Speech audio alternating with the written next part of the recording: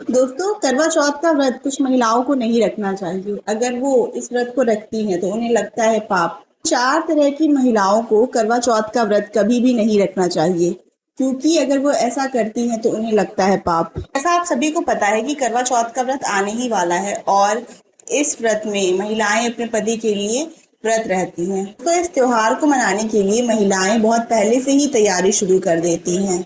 तो एक बात बता दूं कि इस व्रत को बहुत ही समझदारी, लग्न और ध्यान पूर्वक रखना चाहिए।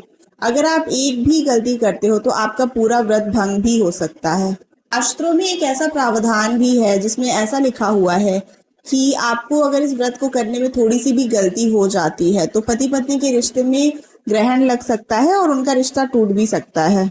तो आज मैं आपको ये बताऊंगी कि वो कौन सी महिलाएं हैं, 4 तरह की महिलाएं जिनको ये व्रत गलती से भी भूल कर भी नहीं रखना चाहिए। नहीं तो अगर आप व्रत रखते हो तो आपको पाप भी लग सकता है।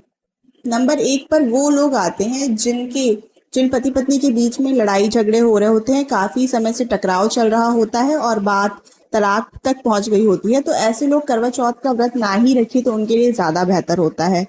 लंबे समय से पति पत्नी में दूरियां और टकराव करवा चौथ का व्रत रखने पर पाप का भागीदार तो बनाते ही हैं और साथ में व्रत भी खंडित हो जाता है।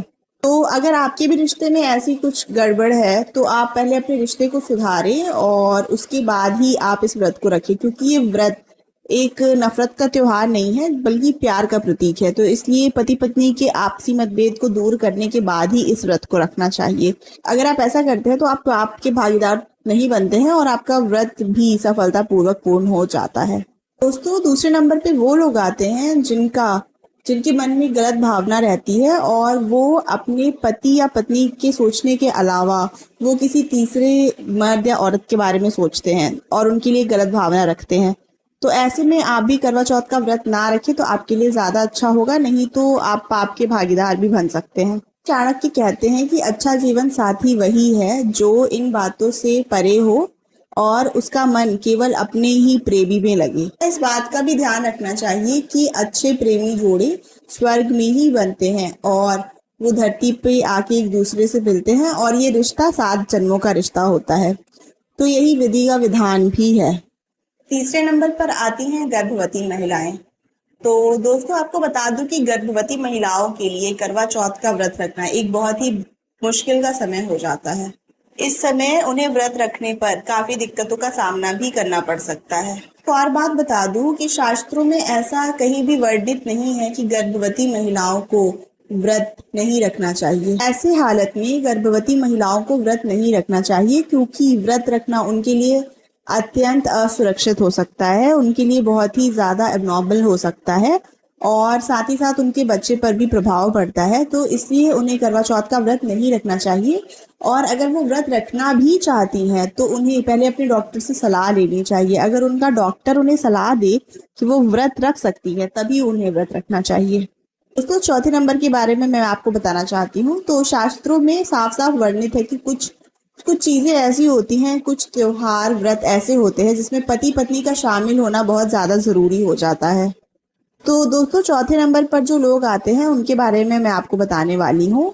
तो ऐसा बता दूं कि कुछ व्रत ऐसे होते हैं, कुछ पूजा पाठ ऐसे होते हैं जिसमें पति पत्नी का साथ होना बहुत ही ज्यादा आवश्यक होता है और उनके साथ के बिना ये चीजें बिल्कुल भी मुमकिन नहीं है। तो उनमें से ही एक व्रत आता है करवा चौथ का व्रत। करवा चौथ का व्रत पति पत्नी के साथ हुए बिना बिल्कुल भी मुमकिन नहीं है। और ऐसे व्रत में अगर पति पत्नी अलग रहते हैं, दूर रहते हैं, अगर पति पत्नी साथ नहीं है तो उस केस में भी आपको ये व्रत नहीं रखना चाहिए।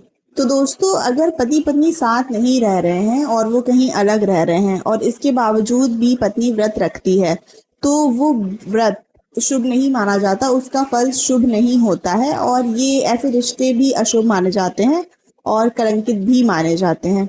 तो अगर कोई पति पत्नी ऐसे हैं जो कि साथ नहीं रह रहे हैं तो उन्हें ये व्रत नहीं ही रखना चाहिए। वहीं दूसरी ओर अगर कोई लड़की अविवाहित है और वो अपने प्रेमी के लिए करवा चौथ का व्रत रख रही है तो उस केस में उसके लिए वो ठीक है, वो रख सकती है। तो दोस्तों, सबसे पहले एक आपको और बात बताना चाहती हूँ कि इस व्रत को देवी पार्वती ने अपने पति भोलेनाथ के लिए रखा था और इसी व्रत के कारण उन्हें अखंड सौभाग्य की प्राप्ति भी हुई थी। अगर आप भी देवी पार्वती के तरह अखंड सौभाग्य की प्राप्ति करना चाहते हैं तो कमेंट बॉक्स में ज़रूर लिखिएगा देवी पार्वती का नाम। अगर आपको वीडियो अच्छी लगी हो तो लाइक शेयर सब्सक्राइब ज़रूर करिएगा और प्लीज़ कमेंट में लिखिएगा कि आपको वीडियो कैसी लगी।